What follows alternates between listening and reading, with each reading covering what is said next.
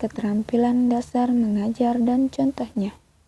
Yang pertama, keterampilan membuka dan menutup pelajaran.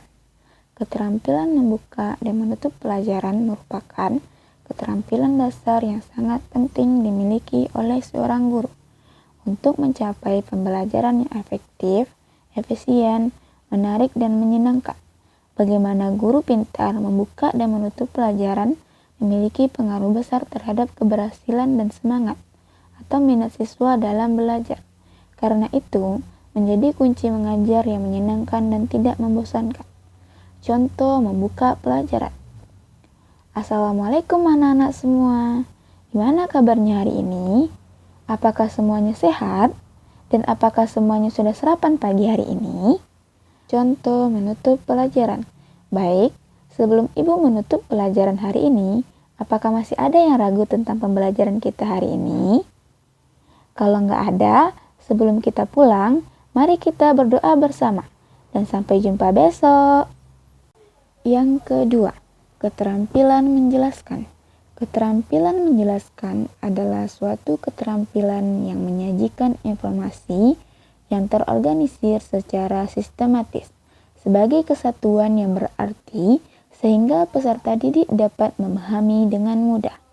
Seorang guru harus mengerti dengan apa yang dia jelaskan, mengerti bagaimana merencanakan suatu pembelajaran, mengetahui bagaimana menjelaskan kepada siswa. Contohnya, baiklah, Ibu akan menjelaskan apa itu Pancasila. Pancasila adalah dasar negara dan ideologi Indonesia yang menjadi landasan dalam pembangunan dan kehidupan berbangsa dan bernegara. Makna dan nilai-nilai Pancasila, nilai Pancasila sebagai dasar negara, terletak pada posisinya sebagai sumber dari segala sumber hukum provinsi-provinsi atau daerah di Indonesia. Sebagai sumber segala hukum, nilai-nilai Pancasila menjadi pedoman hidup, kesadaran, cita-cita, hukum, dan cita-cita moral. Jadi, dapat kita simpulkan Pancasila sangatlah penting bagi bangsa Indonesia. Yang ketiga, keterampilan bertanya. Merupakan keterampilan dasar mengajar yang merupakan ucapan verbal yang meminta respon dari seseorang yang mendorong kemampuan untuk berpikir.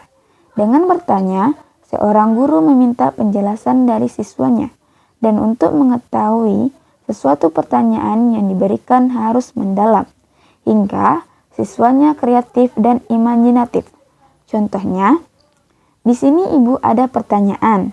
Siapa yang bisa jawab atau yang tahu bisa angkat tangan ya? Dan siapa yang cepat angkat tangan, nanti Ibu berikan hadiah coklat.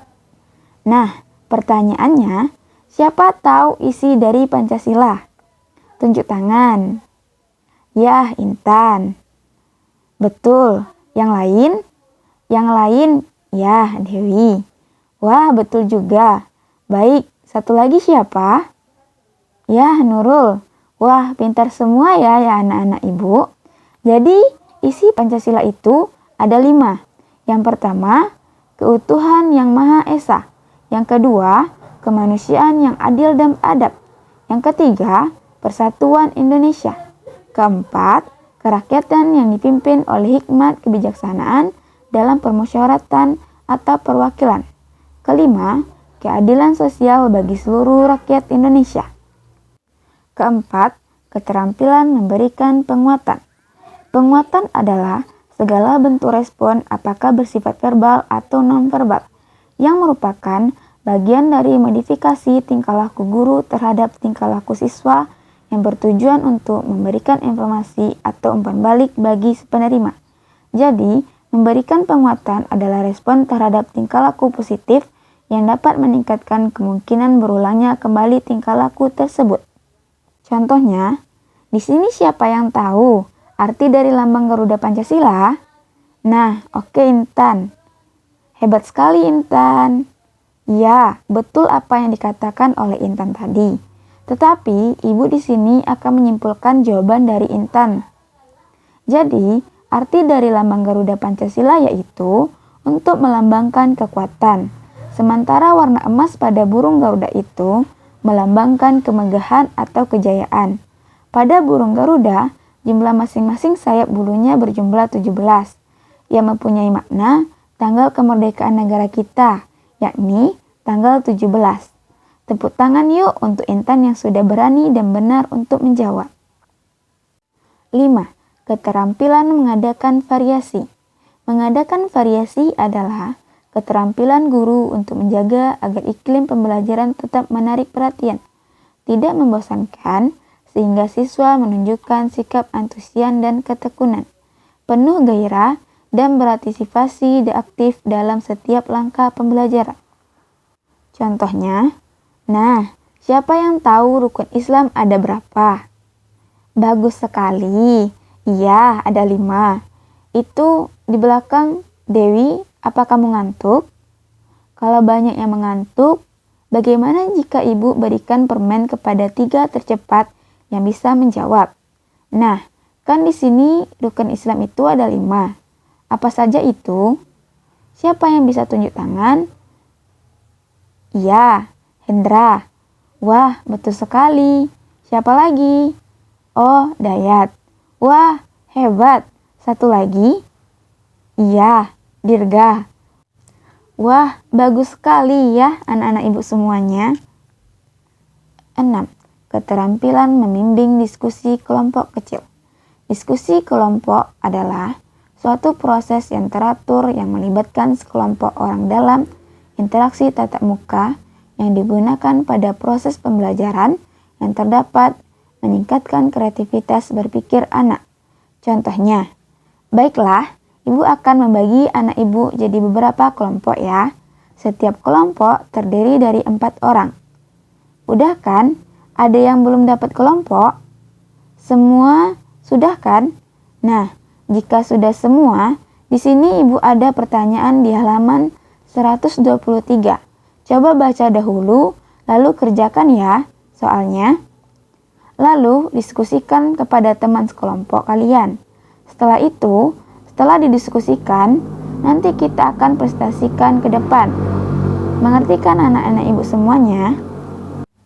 7. Keterampilan mengajar kelompok kecil atau perorangan. Nah, penting dalam pembelajaran kelompok kecil ini adalah guru harus meningkatkan kompetensi sosial dan kompetensi kepribadian.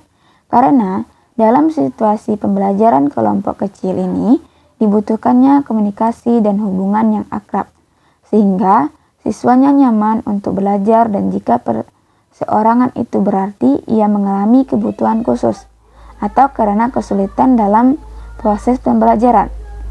Contohnya, di sini ibu akan membagi menjadi 5 kelompok.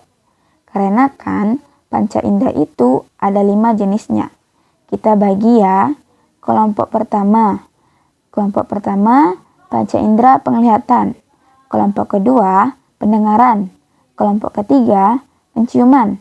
Kelompok keempat pengecap. Kelompok kelima peraba.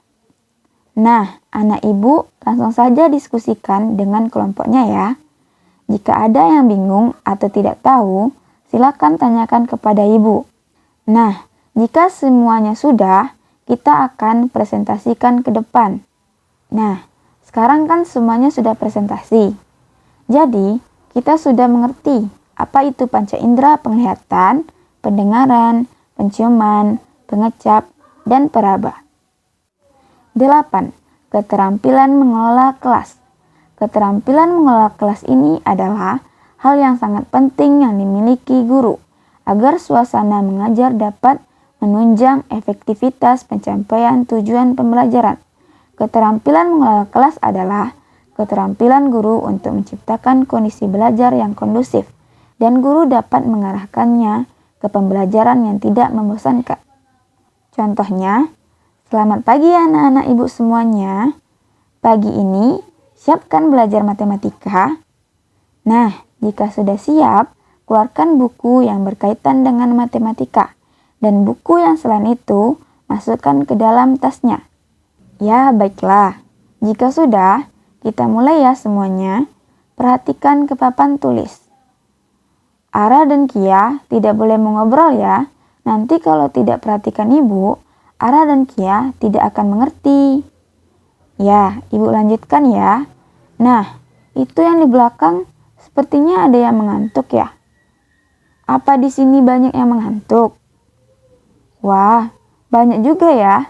Bagaimana kalau kita refresh otak dulu? Biar tidak mengantuk. Semuanya berdiri. Kita bernyanyi Marina ya, biar tidak ngantuk lagi. Duduk lagi anak ibu, sudah tidak mengantuk lagi kan? Kita mulai lagi ya pembelajaran tadi.